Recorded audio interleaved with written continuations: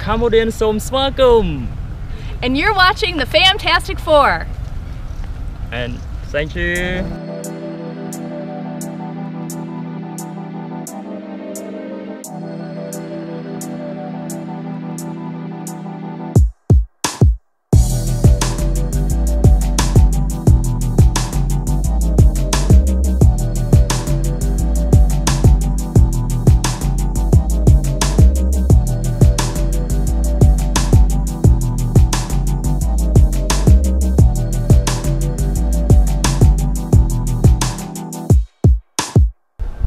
So we are here at Angkor Wat today, and this temple was built in the latter half of the 12th century by the king at the time. It took about 30 years to build, and it was dedicated to the Hindu god, I think it might be a goddess, Vishnu, and in the 1400s it was later rededicated as a Buddhist monument. So from that point on, Buddhist monks cared for this area, and what's interesting is the symbolism of sort of the layout. There are 5 towers, and there's one really super tall tower, and that tower is a couple of football fields tall, actually. But what the symbolism is, it's supposed to sort of represent the cosmic universe.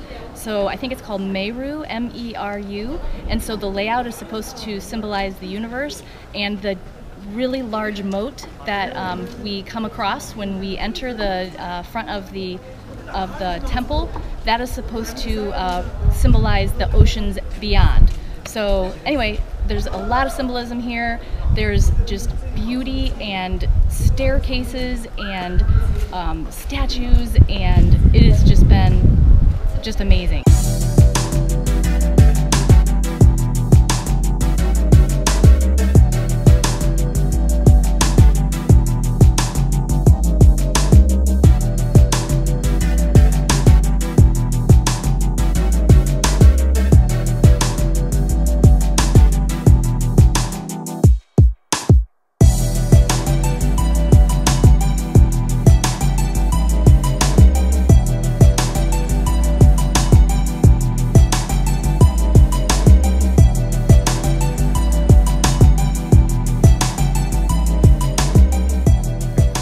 We are at Banteay Srei, which translates into Citadel of Women, or as our tuk-tuk driver calls it, the temple, the Lady Temple is what he says. And we did a little research as to find out why they call it the Lady Temple, and one theory is that the intricate designs on the walls are so delicate that they could only have been carved by the hand of a woman.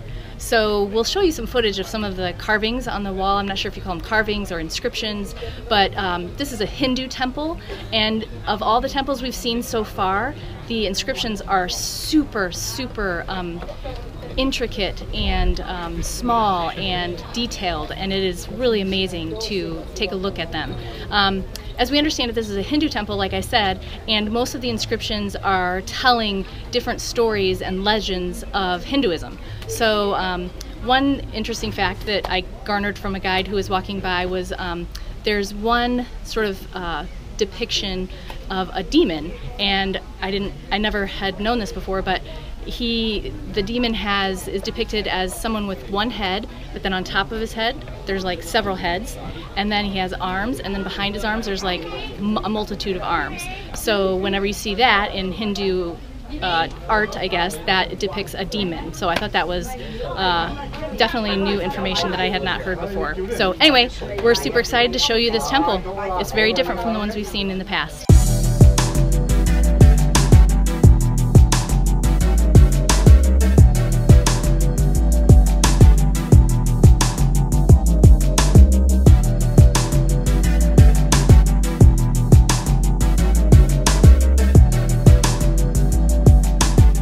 So we're at the Bayon Temple in the Angkor Wat area of Cambodia, and it's been a good one. This temple is really cool. It's been around since the 12th century or so, and the fact that they just let you walk through it as it was walked through in the day is tremendous, but also sort of makes you feel bad that so many people are walking through and you can see it's taking its toll on the temple. But sometimes you find these little nooks and crannies that aren't exposed to the weather, or a lot of tourists don't go through, and the engravings are just so detailed and phenomenal and plentiful, just all over the place. Yeah, you can't really even look at a wall without seeing some sort of an image or writing, or just, it's just amazing. The artisans who put this together just must have been incredible. So yeah, like Mitchell said, the scholars think that this was built around the 12th or 13th century. And the cool thing about this particular temple is that there are about 216 really big carvings of faces all around the temple, sort of really up high.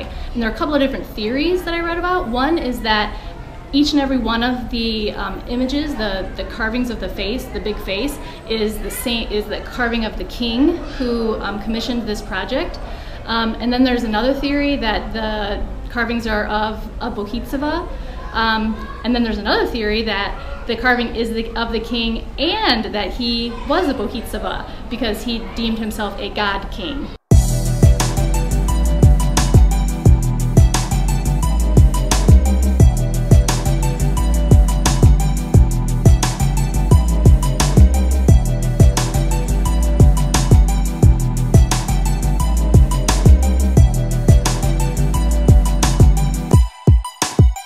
We are here at the Prohm Temple, which is still in the Angkor Wat area, and this is our second temple of the day. And this temple obviously was famous before, but was made even more famous because Angelina Jolie filmed her Tomb Raider movie here.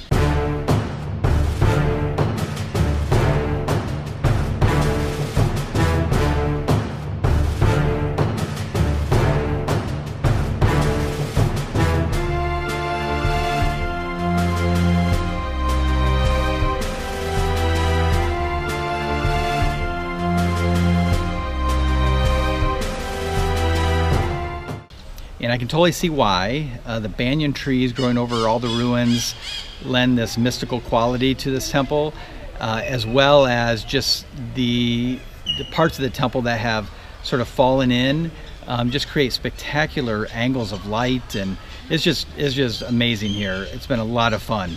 But what I wanted to do is I wanted to talk to Eden here because, as you know, we're traveling with family, and we really do this for other people who may be thinking of it or are going to travel with family. So this is our second temple of the day, and tell everyone how you feel about visiting temples. Sometimes I don't like it, but some of these are kind of fun because you never know if they're going to be fun or... So what makes a temple fun for you? Climbing. I like climbing.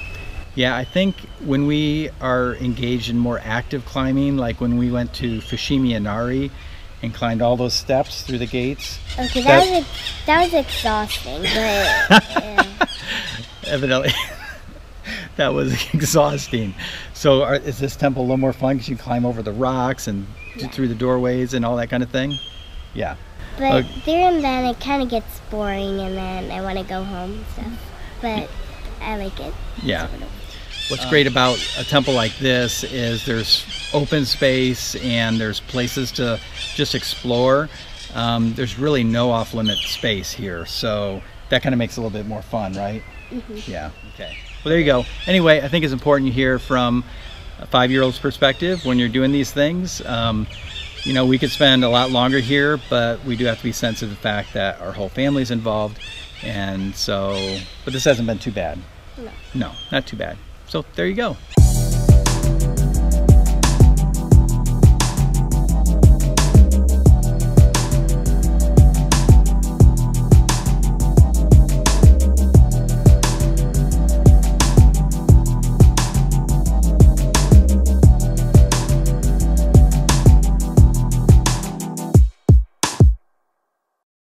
All right, guys, thanks for watching. We are wrapping up our 3 days touring the Angkor Wat temples. We saw numerous temples, but we probably only touched on half of them. It probably only took us to half, right? Half temples, yes. But they are wonderful temples. If you're in the Cambodia area, see this guy, Mr. Pite. He is awesome. He took us around for 3 days, and we had a blast with him. So thanks for watching. Don't forget, give us a thumbs up. Subscribe, hit that subscribe button. and comment below. We'd be interested to know what your favorite temple is. We'll see you later, guys.